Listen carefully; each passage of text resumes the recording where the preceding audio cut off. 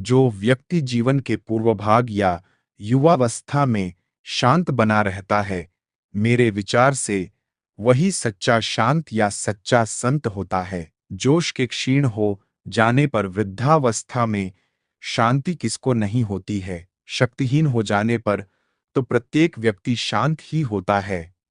जरावस्था सज्जन पुरुषों के पहले चित्त हृदय में ही आती है, तदंतर शरीर में आती है, किंतु दुष्ट व्यक्तियों के शरीर में ही यह जरावस्था पहले आती है, चित्त में तो कभी आती ही नहीं है। सज्जन पुरुष का मन ही पहले शिथिल होकर सांसारिक वस्तुओं से विरक्त हो जाता है। कायजनित बुढ़ापा तो बाद में आता है। इसके विपरीत दुष्ट व्यक्ति का जब शरीर ही शिथिल हो आता है, तब वह विरक्त होता है, फिर भी उसके मन की चंचलता नहीं जाती। यदि तुम मुझसे इस भव सागर को पार करने का उपाय पूछते हो तो सुनो हे शूरवीर। शूद्र, चांडाल अथवा कोई भी अन्य पुरुष क्यों न हो, यदि वह जटाधारी हो, शिव मंत्र द्वारा दीक्षित और भस्म विभूषित है, तो साक्षात शिव के ही समान होता है।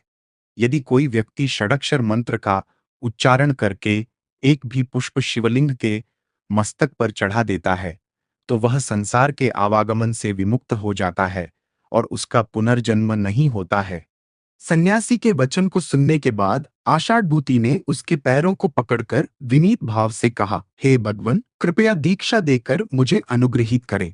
देव शर्मा ने कहा, वत्स, मैं दीक्षा रूपी अनुग्रह तो कर दूंगा, किंतु रात्रि के समय तुम मठ के भीतर प्रवेश न करना, क्योंकि सन्यासियों की निस्संगता ही प्रशंसित होती है। तुम्हारे और मेरे दोनों ही के लिए यह श्रेयस्कर होगा। कहा भी गया है कि राजा अनुचित परामर्श ग्रहण करने से, सन्यासी संसर्ग से, पुत्र अत्यधिक दुलार करने से, ब्राह्मण अनध्याय से, कुल कुपुत्र के जन्म लेने से, शील दुर्जनों के संपर्क से, मित्रता स्नेह के अभाव से, समृद्धि अनाचरण अनीति से, स्नेह प्रवास से, स्त्री रूपादि के गर्व एवं सम्यक निरीक्षण के अभाव में स्वतंत्र होने से, कृषि उपेक्षा पूर्वक छोड़ देने से और धन प्रमाद करने से नष्ट हो जाता है।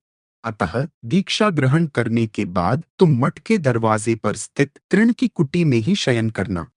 देव शर्मा की उपर्युक्त बात को सुनकर उसने कहा, भगवन, मेरे लिए आपका आदेश ही पालनीय है, क्योंकि परलोक के साधन में मुझे उसी की आवश्यकता है।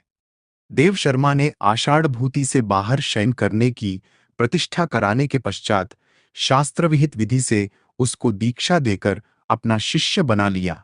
आषाढ़भूति ने भी हाथ पैर दाबकर अपनी सेवा के द्वारा देव शर्मा को संतुष्ट कर लिया।